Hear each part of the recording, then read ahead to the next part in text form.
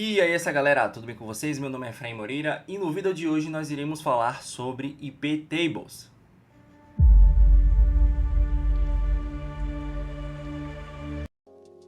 Então pessoal, o que seria esse tão falado IP Tables, né? Se você é da área de infraestrutura, se você é da área de rede, se você é da área de dev, com certeza você já deve ter ouvido falar do IP Tables. O IP Tables nada mais é do que o firewall nativo do Linux, ou seja, ele é responsável por fazer o controle de tráfego ali na rede. Então, ele é o responsável por permitir pacotes, por rejeitar pacotes ou por encaminhar pacotes ali dentro de uma rede, certo? E o IP Tables, pessoal, possui algumas características, né? Quais são essas características, né?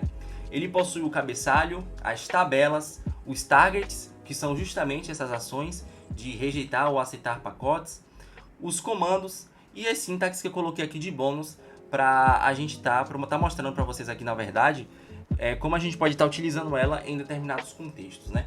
Então, primeiro vamos falar sobre o cabeçalho, né?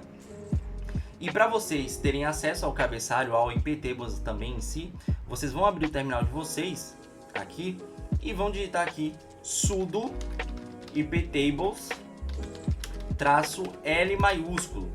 É importante, pessoal, frisar para vocês a importância de vocês prestarem atenção do maiúsculo para o minúsculo, porque isso vai alterar totalmente o seu objetivo ali no comando, porque o Linux e o IP Tables também, consequentemente, ele é case sensitive. Então, se eu colocar, por exemplo, um D maiúsculo e um D minúsculo no IP Tables, vai mudar completamente a minha regra ali no firewall, certo? Então, com o IP Tables -L maiúsculo, a gente consegue ver aqui as informações do cabeçalho, certo? Eu vou explicar aqui para vocês primeiro essa parte aqui de baixo, que é os targets, os prot, o opt, e depois explicar aqui a parte de cima, que é quando a gente vai falar sobre as tabelas.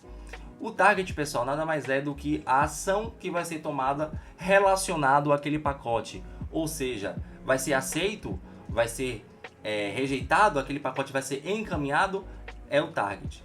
O prot, que é o protocolo que vai ser utilizado, e aí, a depender do que você está querendo ali, você pode estar especificando o protocolo.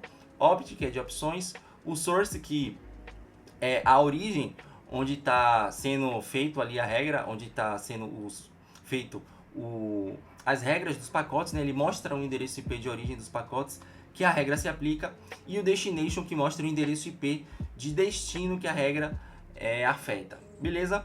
Dito isso, aqui a gente tem os cabeçalhos do Linux, do IP Tables. E aí eu vou aqui explicar para vocês o que é isso aqui em cima, mas antes eu preciso dar uma explicação relacionada às tabelas. Então a gente tem também as tabelas do IP Tables, que são basicamente 4, né? O filter, o nat, o mangle e o roll.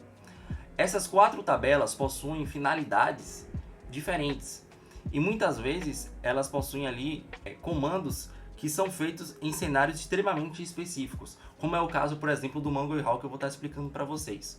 O filter é uma tabela responsável ali por liberar entrada de pacote, por proibir entrada de pacote ou por fazer o encaminhamento de pacote. Então, se a gente abrir aqui as características do filter, a gente pode ver aqui o input, que é isso aqui que a gente está vendo, o forward, que é esse aqui, e o output, certo? Todas essas características das tabelas são chamadas de chains, que são cadeias, não é?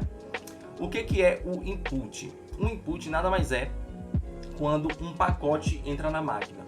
Então, digamos que você tenha uma máquina A e uma máquina B. Você não quer que a máquina A se conecte com a máquina B. Então, o que você vai fazer? Você vai configurar na máquina B para que os pacotes vindo da máquina A, eles não atinjam a sua máquina. Vamos fazer isso aqui agora na prática? Então, digamos que eu tenho aqui a minha máquina, certo? Aqui é literalmente a minha máquina física e eu tenho aqui uma VM.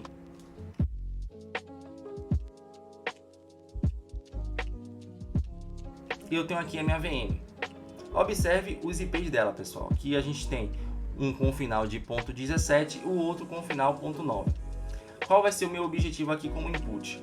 Eu não quero que a minha VM se conecte com a minha máquina, que eu vou chamar de máquina B, certo?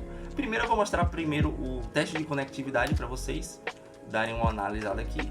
Então, ó, quando eu dou aqui no ponto 9, ele consegue pingar normalmente para minha máquina. E vice-versa também, né? Eu vou dar um ping 192.168.0.17 para a máquina A.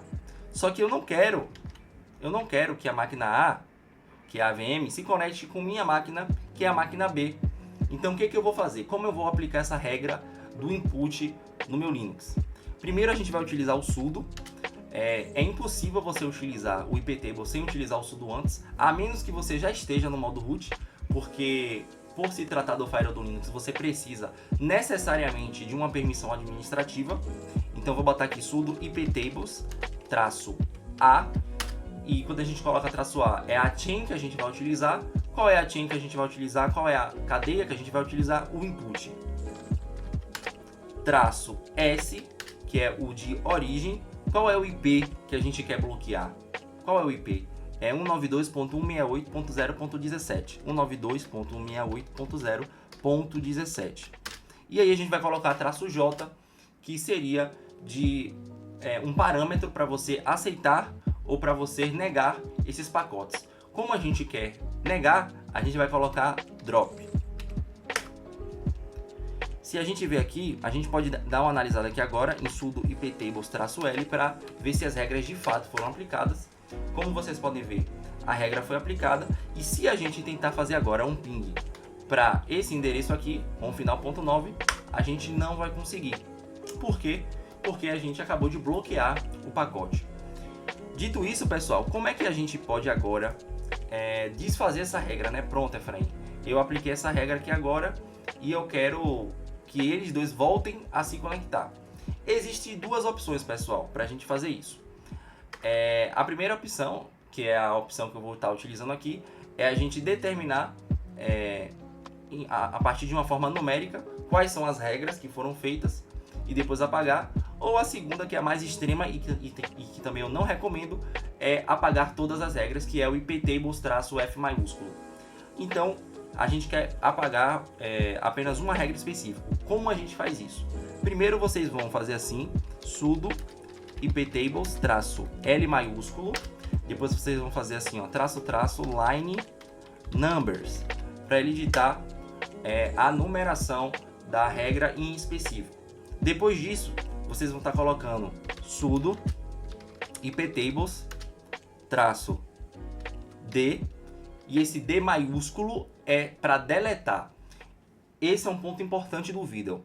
O D maiúsculo, pessoal, no iptables é para deletar. Então você precisa ter muito cuidado com esse tipo de comando, porque você vai deletar ali uma regra específica. Já o D minúsculo é de destination, que a gente inclusive vai utilizar aqui na nossa aula ainda hoje, certo? Então eu vou colocar depois do D aqui o input, que é a chain que a gente quer apagar a regra, certo? Input, e o número da regra, que é a regra 1. Quando a gente coloca sudo iptables -l maiúsculo e a gente vê que não existe mais regra, logo ele vai conseguir se conectar com o meu computador. Beleza, pessoal? O que a gente entendeu, pessoal, o que é o input, a gente vai entender agora o que é o output, certo? Então, enquanto o input ele é responsável aí por aceitar ou rejeitar pacotes que vêm de maneira externa, o output ele proíbe pacotes ou ele aceita pacotes que saem da própria máquina. Então, por exemplo, eu tenho a minha VM aqui e eu não quero que a minha VM ela consiga pingar em uma determinada rede. A minha VM não consiga fazer esse tipo de conexão. Então eu vou fazer agora ao contrário. Eu vou fazer com que o A ele não consiga pingar no computador B, que é a minha máquina, a minha máquina física, certo? Mostrando aqui para vocês, o meu computador o final é .9, a VM é o final .17, certo? Vou dar um clear aqui. Clear. Vou fechar. Vou abrir o ifconfig aqui em uma outra aba para a gente não precisar ficar dando um clear o tempo todo, né? E aqui a gente consegue ver os IPs, certo? Ponto 17.9. Então eu vou dar um ping aqui no ponto 9. E vocês veem que pode pingar de maneira clara. Mas eu não quero que ele pingue. Eu não quero que ele pingue no computador dele. Eu não quero que ele pingue no meu computador. Ao invés de eu fazer da primeira maneira que foi para o input, eu vou fazer agora no output. Eu, na minha máquina virtual, vou proibir que ele faça esse tipo de conexão. Então a gente vai utilizar, pessoal, a mesma lógica, porém com um adendo. iptables -a iptables -a output. E ao invés de usar S, a gente agora vai utilizar o D, que é de destino, que a gente não quer que ele pingue nessa máquina de destino, que é a ponto 9, 192.168.0.9 -j drop. Vou botar aqui a senha.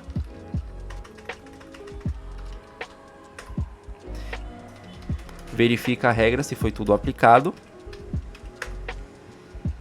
Observe lá no output, tá vendo? E quando a gente vai tentar fazer o ping novamente, a gente não consegue realizar isso. Por quê? Porque a gente bloqueou o nosso pacote de destino, ou seja, o pacote que a gente poderia alcançar, né? Então, para desfazer essa regra, a mesma lógica que a gente aplicou, a gente vai colocar iptables -L maiúsculo _line numbers. A nossa regra é o número 1, sudo iptables -D maiúsculo output, que é a nossa chain 1. Dá uma conferida para ver se tudo foi apagado de fato. E depois a gente faz o teste de conexão. E aí a gente pode ver que consegue agora se conectar perfeitamente. Então, esse é o output, né? É a gente conseguir controlar os pacotes que saem da nossa máquina em si, beleza?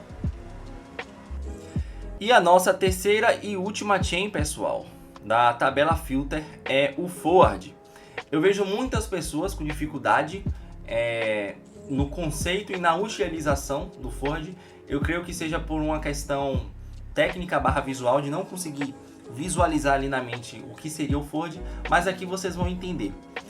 Embora eu não vá aqui nesse vídeo eu aplicar um exemplo técnico, né, utilizando o meu computador e outras máquinas, eu vou utilizar um exemplo visual que eu tenho certeza que você irá entender.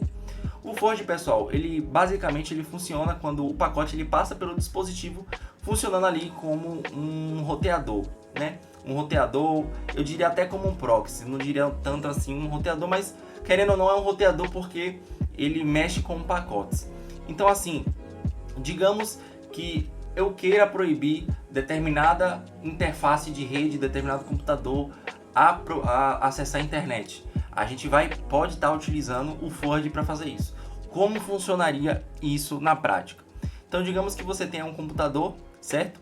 Esse computador ele está conectado à interface de rede ETH1, e aí a gente tem a outra interface de rede, né, que é o ETH0, que é um cabo que conecta à internet. Então enquanto um está conectando a rede em si, e você pode estar utilizando inclusive um switch aí, né, no caso eu estou utilizando aqui o servidor diretamente, o outro está conectando à internet. Então como você pode observar, ele está passando pelo servidor antes de chegar no roteador, certo? E a gente vai definir as regras aqui antes que chegue aqui. Então, um exemplo clássico, né? A gente quer bloquear o acesso da rede interna à internet. Então, a gente vai definir aqui as regras, né? O sudo iptables -a, o forward -i, que é de interface, que é o ETH1, ou seja, esse computador aqui, a rede que está aqui de tracinho O, perdão, esse O seria de out, seria a saída, né? A interface de rede de saída, e -j drop. Qual é a interface de rede de saída? Nesse caso é a internet. Então essa rede aqui, esse computador aqui, ele fica sem internet. Outro exemplo que a gente pode estar utilizando aqui, que são exemplos clássicos também, é permitir portas específicas, como a porta 80 ou a porta 443, né? Que é o HTTP e o HTTPS. Então, funciona exatamente como a gente fez aqui, só que com alguns adendos, né? Como a gente está utilizando uma regra que vai aceitar um protocolo específico, a gente vai estar utilizando a opção --deport, que é para as portas desse protocolo. Esse IP aqui, pessoal, é de protocolo, só que nesse caso é do protocolo TCP/UDP, que é o protocolo aí da internet do modelo OSI, né? Que é o protocolo de rede. Então, a gente tem esses dois comandos, né? E se a gente for traduzir aqui, a gente pode traduzir como iptables na regrinha forward, com a interface 1, que é a interface aqui, com a interface da saída 0, utilizando o protocolo TCP, utilizando a porta 80, aceite. Então, ele vai aceitar que o tráfego aqui, ó, ocorra normalmente se a gente utilizasse aqui esse comando, na porta 80 especificamente. Assim como, nesse segundo comando aqui, ele aceitaria a porta 443, que é a porta do HTTPS. Se fosse ao contrário, se a gente quisesse proibir, a lógica seria a mesma, só que a gente utilizaria aqui, ao invés do accept, a gente utilizaria o drop. Beleza? Agora, pessoal, nós iremos falar sobre a tabela NAT. E eu vou pedir para vocês prestarem bastante atenção nessa tabela especificamente, porque geralmente as sintaxes do comando do NAT são sintaxes grandes, né? E aí você pode acabar se perdendo nas sintaxes, mas ela também possui uma lógica, possui também seus conceitos. Não é tão difícil quanto as pessoas falam que são. Então, fique tranquilo. Na prática, se vocês estudarem e praticar, vai dar tudo certo, beleza? Dito isso, pessoal, nós temos 3 chains no NAT. A gente tem o pré-routing, a gente tem o output e a gente tem o post-routing. O pré-routing, pessoal, ele muda o destino do pacote antes do roteamento. Para eu mostrar para vocês o que é o pré-routing, até mesmo o output e o post-routing, a gente precisa primeiro entender o que é o NAT em si, certo? O NAT, pessoal, ele é o Network Address Translate, ou seja, ele é responsável ali por fazer a tradução do endereço IP, seja ele do privado para o público ou do público para o privado. Então, você tem o seu IP privado aqui, certo?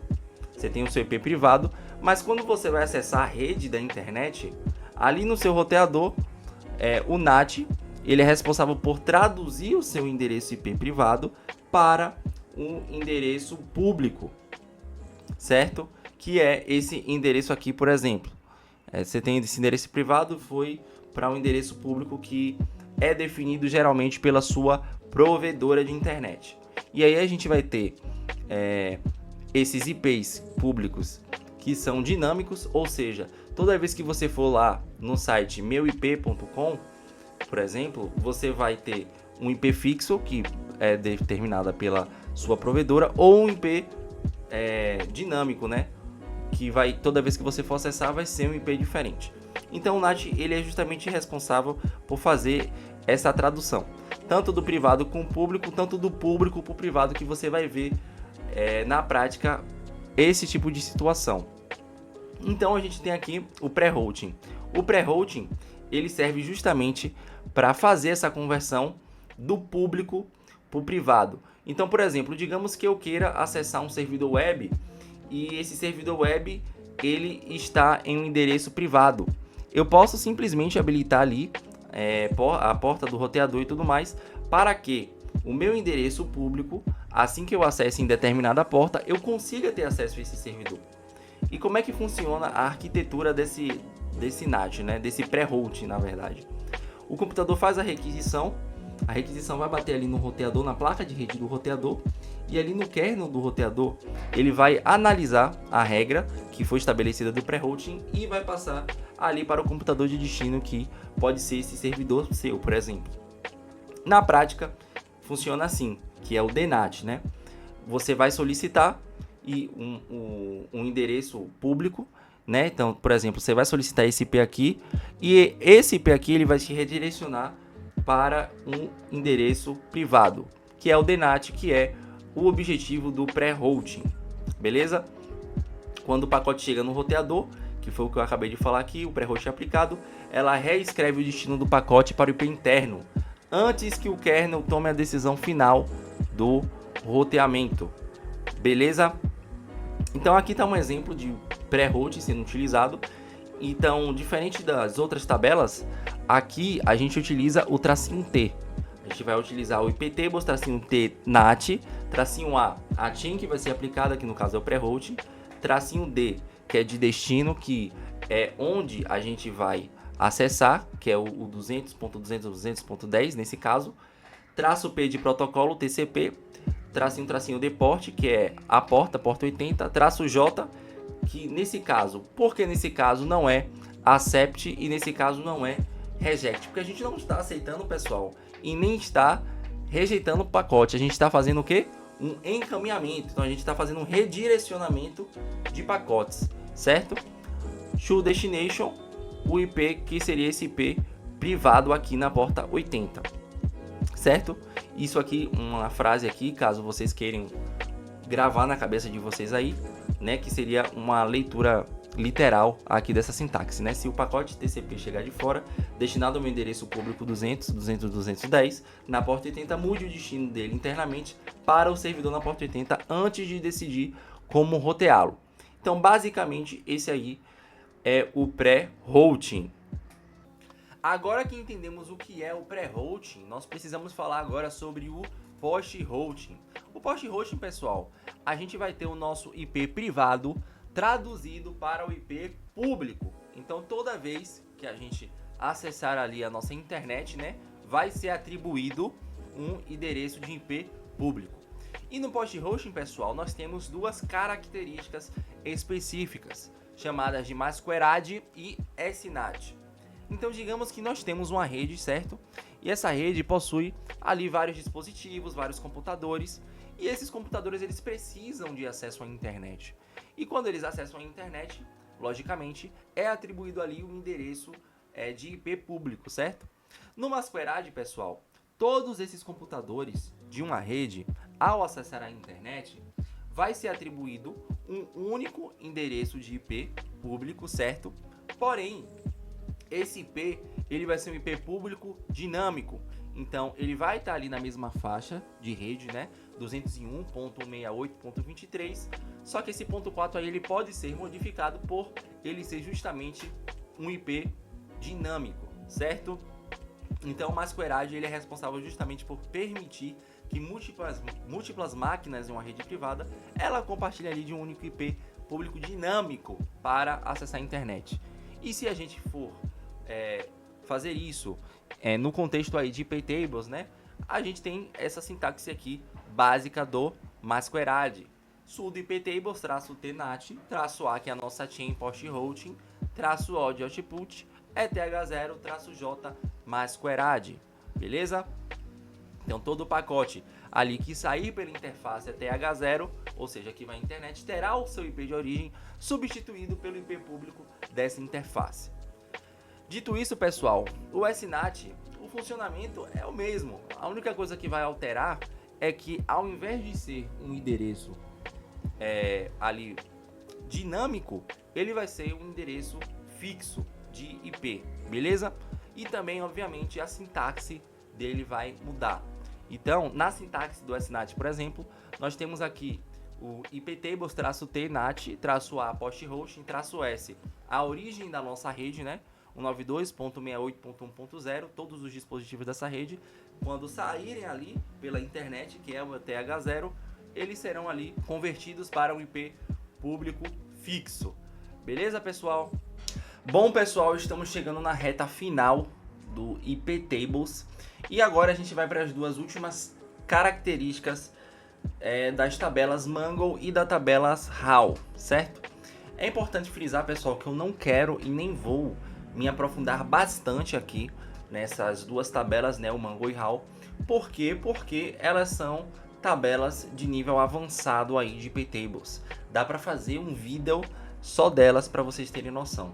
Então eu vou tentar aqui passar por cima dessas duas tabelas de maneira bem triturada para passar de maneira clara para vocês o objetivo dessas duas tabelas, né? Então, pessoal, enquanto a gente tem a tabela aí Filter, que é responsável por fazer filtro de pacotes, negar, rejeitar, encaminhar, temos o NAT ali também. O Mango, pessoal, ela é uma tabela específica para realizar alterações ali em atributos de pacotes, certo?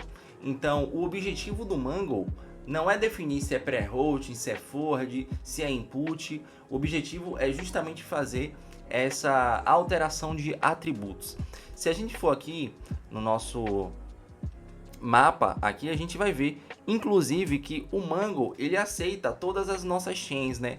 O forward, o output, o input, post-routing e o pré-routing. Então, como é que a gente poderia visualizar isso aí na prática, né? Então, a tabela Mango ela é usada para alterar atributos de pacotes, né, como mark, alterar TTL, né, time to live, TOS, tipo de serviço, DSCP, SN, faz ali o controle de tráfego também e aplica regras antes ou depois de roteamento. Um exemplo que a gente pode estar dando aqui é, por exemplo, marcar pacotes vindo de um IP específico. Eu vou estar utilizando a chain aqui pré-route, né? Então a gente vai estar utilizando aí sudo iptables mango traço a pré-routing traço s a origem dos pacotes traço j mark traço 7 traço mark 1. Essa marcação aqui ela vai ficar lá no kernel. Essa marcação é uma marcação numérica que a gente vai estar utilizando especificamente aqui no setmark para estar fazendo esse tipo de alteração específica de pacote. Então, por exemplo, a gente fez aqui a marcação, certo? Numérica no kernel, a gente nomeou como 1. Então, agora imagine que você tem duas saídas de internet, né? A ETH0, que é o link principal, e o ETH1, que é o link de saída. Então, você pode enviar o tráfego de IP específico para a segunda rota. De que maneira a gente pode estar realizando isso? Então, por exemplo, iptables-tmango, -a pré-route, -s, e aí a gente marca aqui, faz uma segunda marcação, que vai marcar os pacotes justamente desse IP. Depois a gente vai criar duas regrinhas aqui, certo? A gente vai criar uma regra de roteamento baseada justamente na marcação, que é o iprally addfw mark to table backup, que vai criar uma regra de roteamento baseado nessa numeração, que foi a numeração 2, e a gente vai estar também configurando a tabela de roteamento backup, né? Colocando ela com a rota 10.0.0.1, que vai ser a rota ali do gateway. Então a gente adicionou esse IP nessa tabela aqui. E como resultado a gente tem o quê? Que os pacotes desse IP que foram marcados, né, o .1.10, eles vão sair pela interface ETH1 e todo o resto dos pacotes vai estar ali utilizando o link principal ETH0. Então a gente vai ter o host aqui, o 92.68.1.10, que é o ETH1 do backup, que vai estar pelo gateway 10.0.0.1, e a gente ali vai ter todos os outros, né, que é justamente o principal, que é o ETH0. Então, basicamente, pessoal, o Mango ele é responsável justamente por fazer essas pequenas, entre aspas, né, porque para você estar aplicando essas configurações, você precisa entender o que você está fazendo, mas ela é responsável por fazer essas pequenas alterações de pacotes em IPs e redes específicas. Beleza, pessoal? E o nosso último tipo de tabela, pessoal, do iptables, e o não menos importante, é a tabela HAL. Prestem bastante atenção nessa tabela HAL. Ela pode ser um pouco confusa para alguns de vocês, mas é importante salientar, como eu já disse, que a tabela Mango e a tabela HAL são tabelas que são utilizadas em contextos avançados de iptables. Raríssimas vezes você vai ver alguém realmente utilizando algum desses tipos de tabela. Beleza, pessoal? Antes da gente entender o que é o HAL, a gente precisa entender o que é o conceito aí de contract, beleza? Então, o que é o contract, pessoal? ele é um módulo ali do NetFilter, né, que é como se fosse o motor ali do iptables, que ele é responsável por rastrear o estado das conexões de rede do Linux. Então, a gente tem ali o tráfego, a gente tem ali os pacotes, e aqueles pacotes, eles podem ser nomeados de acordo com o estado dele. E quais são esses tipos de estado? A gente tem uma nova conexão, por exemplo, é o new. Então, parte de uma conexão existente, established. Conexão relacionada, como FTP, related. Ou conexão inválida, o invalid. Então, assim, o contract, ele é justamente essa parte que rastreia o estado dessas conexões. Então, a tabela RAW, ela mantém uma tabela com todas as conexões ativas, permitindo que o firewall aplique as regras baseadas no estado de conexão, que é o que a gente vai estar vendo aqui agora. Então, a tabela RAW, ela é usada antes do sistema de rastreamento de conexões, que é o que eu acabei de explicar aqui para vocês. Então, ela é utilizada, a aplicabilidade prática dela, em momentos extremamente específicos. Então, por exemplo, em um contexto específico, ele vê que se ele fizer isso, e quando eu digo ele, eu digo administrador de redes, vai melhorar o desempenho ali. Então ele vai e desativa o contract em certos pacotes, ou ele precisa aplicar regras muito específicas que precisam agir antes do roteamento. E falando em antes do roteamento, é importante salientar que nesse caso do RAW, ele atua apenas com duas chains, que é o pré-routing, que a gente já explicou aqui, e o output, beleza? Então, quais são alguns desses objetivos aplicando o RAW? Reduzir a carga do servidor, ignorar bloqueios implícitos. Tudo isso é responsável por otimizar ali a qualidade de desempenho do seu servidor. Então vamos aqui mostrar um exemplo prático disso, né? A gente quer desativar o contract para pacotes de CMP. Então a gente vai estar utilizando aqui, por exemplo, o pré-route, né? Antes dele chegar ali no roteamento, o protocolo P, ICMP e o no-track. Então agora a gente quer desativar o contract para uma rede inteira. Então a gente pode estar utilizando o sudo iptables -t RAW -a pré-routing -e, a origem da rede inteira que a gente vai estar fazendo, né? Ali o ponto 0/24 -j o no-track. E aqui no nosso último exemplo, permitir apenas respostas de conexões que você iniciou. Então a gente pode estar vendo aqui o parâmetro sendo utilizado com o track, o estado aqui, né? Established, related e o new também. Então isso aqui vai permitir o quê? Vai permitir conexões de SSHs novas, que é o caso aqui, por exemplo, desse segundo comando, respostas de comando de conexões já estabelecidas, que é o caso aqui desse primeiro, e obviamente ele bloqueia tudo mais automaticamente, né? Ou seja, tudo que não se encaixa ali nas regras permitidas, ela será descartado pelo firewall, né? Sem precisar de uma regra explícita, graças à política padrão no drop, porque o iptables ele trabalha com regras específicas, né? Então ele só vai entender ali o que a gente está sendo especificado. O que está sendo especificado, o que não está sendo especificado será descartado por conta dessa política padrão do drop. Beleza, pessoal? Então, eu espero que vocês tenham entendido aqui tudo relacionado aqui, pelo menos o básico do iptables, né?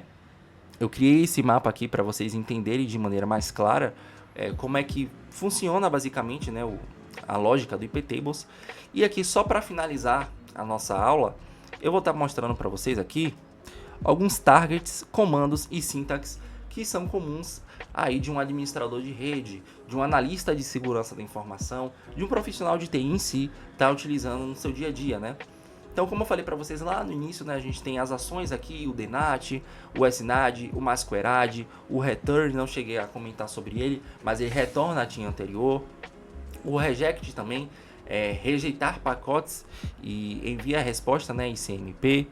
A gente tem alguns comandos, que são os comandos básicos aí do iptables, né? A gente viu bastante aqui nessa aula dois comandos específicos, que foi o tracinho A para estabelecer uma nova chain, e o tracinho L para listar as regras que foram utilizadas, mas a gente tem outros aqui, como o traço D maiúsculo, que é para deletar uma regra, o F significa flush, pessoal, que é justamente para tirar tudo do iptables, né?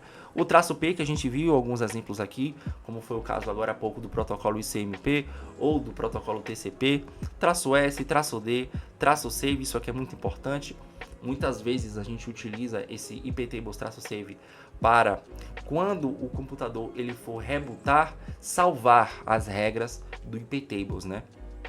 E algumas sintaxes que são utilizados aqui no dia a dia, que são as sintaxes que eu coloquei aqui, que são as sintaxes mais comuns, e também algumas sintaxes aqui que, embora não sejam tão comuns, eu coloquei aqui só como exemplo prático, para vocês terem mais uma noção, né? Um exemplo de cada chain aqui, basicamente. Aqui, por exemplo, né, eu coloquei aqui para um input que aceita qualquer tipo de IP, que tem a porta ali 22, né, que foi um dos primeiros exemplos que a gente utilizou. Aqui proibindo, no caso, né, esse aqui, o segundo output, proíbe a máquina que foi configurada com essa regra de acessar o IP especificado, né, ou seja, eu não quero que minha máquina acesse determinado site, eu posso utilizar o output. O forward, que permite justamente o encaminhamento de pacotes que entram aí. O forward ele é bem utilizado para fazer filtros aí em redes de pequeno e médio porte, e tem um controle ali mais centralizado. O pré-hold, né, que a gente falou também, e o Mangle, que eu falei agora há pouco para vocês, que é responsável aí justamente por fazer essas alterações de atributos de pacotes. Então é isso, pessoal, a nossa aula foi essa. Eu espero que vocês tenham gostado. Qualquer tipo de dúvida que vocês tenham relacionadas ao iptables, vocês podem deixar aqui no comentário abaixo, que eu vou estar respondendo, vou estar lendo cada comentário de vocês, e eu espero e muito ter ajudado vocês. Vai deixando seu comentário, vai deixando seu like, para me incentivar a produzir mais vídeos como esse. Tamo junto, obrigado.